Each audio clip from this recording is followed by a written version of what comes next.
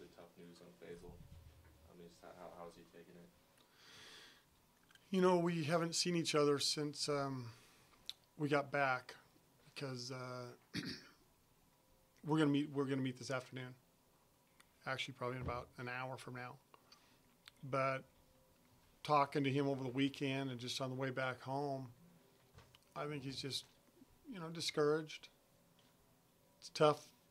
It's tough when you have an injury. It's really difficult when you have a season-ending injury, and it can be at times devastating when it's a career-ending injury. And him being a senior, he's finished here at WSU, and that's difficult for anybody. And it's difficult for us. I mean, he was playing the kind of basketball that we saw when we recruited him out of junior college, and just coming off his best weekend as a Coug, Conference Player of the Week, National Player of the Week. Obviously, we're going to miss him tremendously. And will he still attend any practices? Will he still travel, all that kind of stuff? I don't know. We're going to talk about that today. Okay.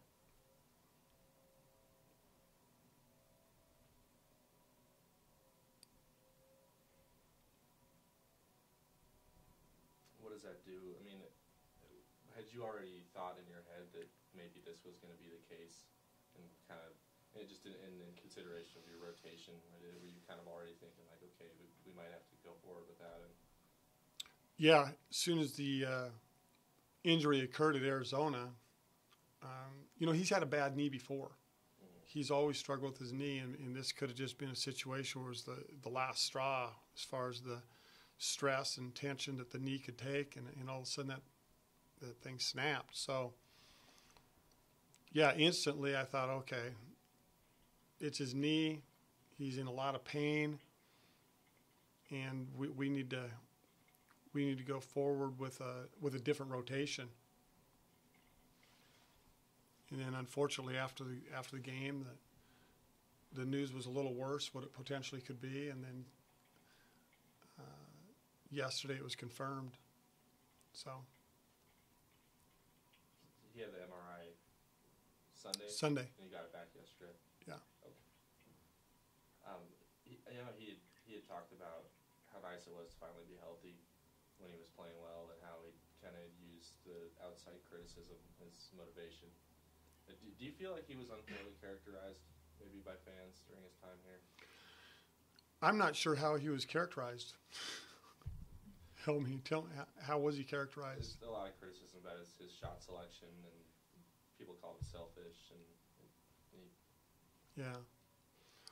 Well, if that's the reputation he had from fans, I would say it was, to me personally, he's a scorer, and he showed that against the two best teams in the conference when they came to town, that he was a great scorer, and it didn't have to be just shooting threes. I mean, he got to the free throw line, made like 90% of his free throws this year, or maybe that was in league, but I mean, he shot a great percentage from the line. He could get to the rim. He could pull up and shoot the mid-range shot. So he could score a variety of ways. And if you look at most great scorers, there is a selfish side. Just like, most great rebounders are selfish going to get rebounds, or guys that get a lot of assists, or, usually they'd almost look off a shot to get an assist. And that's what made Faisal such a great scorer, is that he really had a mindset for that. So sometimes that's looked at as being selfish, and I'm not sitting here saying he always took great shots, but most scorers don't.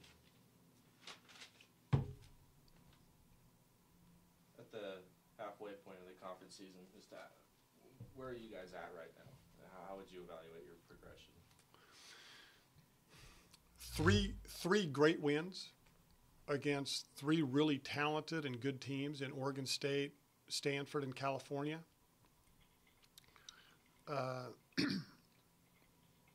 Couple disappointing losses, and a unique situation where we're halfway through and we've only played 2 games on our home court. And it's nice to play at home, and hopefully this weekend we show that. Can it be difficult to avoid looking at the first half and from a player's perspective and thinking like, man, we should have had Utah, we should have had ASU?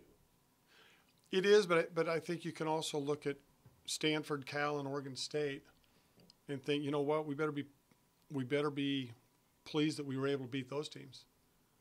And if you're in it long enough, you end up winning some games sometimes that you think are going to be really, really difficult to win, and you lose some games sometimes that you think you should have won or could have won.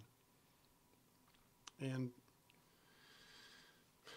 3-6 is where we are at this time. It's not what we had it's not what we had hoped for, but that's where we are at. We need to just keep moving forward, get on to the next game against USC, and try to build upon that. Can't look back. Or you. As far as USC is concerned, they've also had their share of injury problems lately with Denton going down with the season-ending knee injuries. And tell us a little about them. Tell you a little bit about them. Yeah. Well, they're a great defensive team. They're a great defensive team. Have a lot of pride in getting stops every single possession. And they still have some threats, especially as far as scoring. And Maurice Jones, Aaron Fuller's a good scorer. And so I think they've got some guys that Kevin's putting together to be the best team they can be and compete well, and they showed it last game out by having a good win against Utah. A team like that be dangerous, and one that's struggled all year. Yeah, been struggling, and they just come off their first conference win, feeling confident, feeling good about how they're playing. So that can be a real positive for them.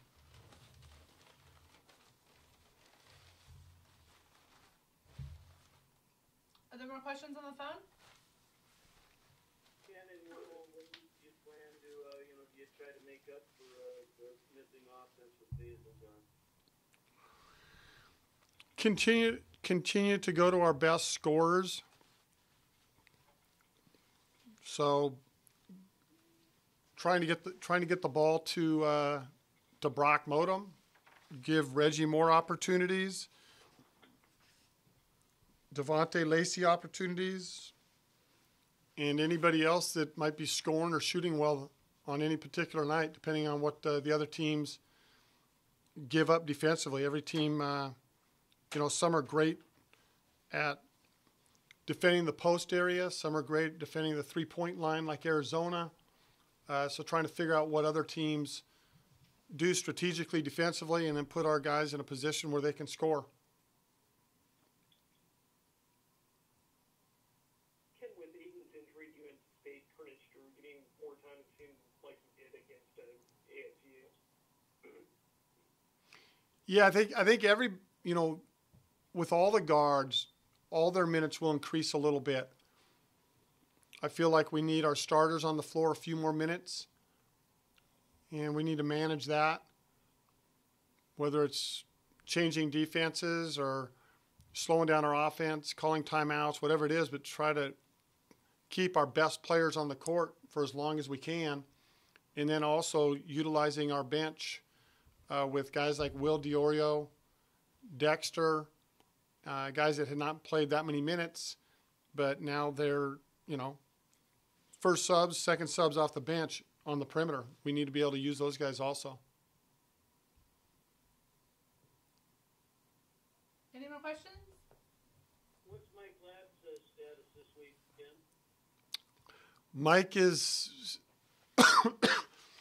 Mike is trying to heal that thumb, and right now it's up in the air whether he'll play again this season or not.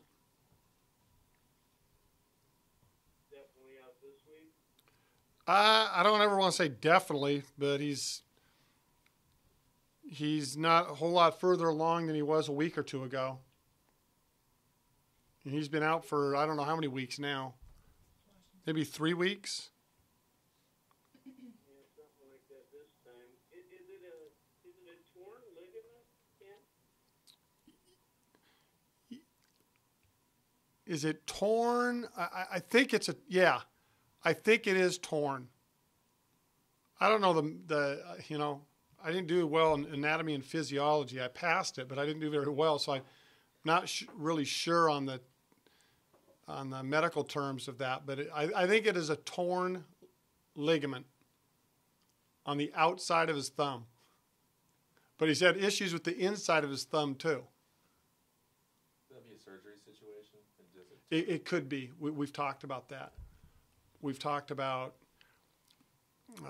him being shut down for the season and just get the surgery. And we've also talked about can somehow, some way he come back and play a few games here at the end of the year and then get the surgery at the end of the season. But the last resort is always having surgery. Mm-hmm. And so if they can avoid that, that's what they want to be able to do, and that's what he wants to be able to do. But I mean, he's trying to do what he can to get back. So as of now, I lean more towards he will be back at some point, more so than he's done for the year. With Basil out, does that make you kind of want to wait for surgery with Mike and just considering your depth and just say let's see if we can maybe get 1 or 2 games out of him at least? Yeah, because his season's shot already. Mm-hmm. He's not going to be able to get a redshirt year. But I also don't want it to be a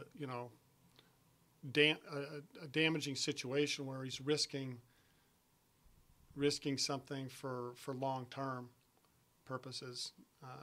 So if it's something that he can play through and not damage the thumb any worse and then give it time in the spring to heal, that'd be great. We would love to have him back out there, no doubt about that. But, again, that happened prior to the Washington, so right after the Colorado game, and that was January 7th. So he's been gone for a while.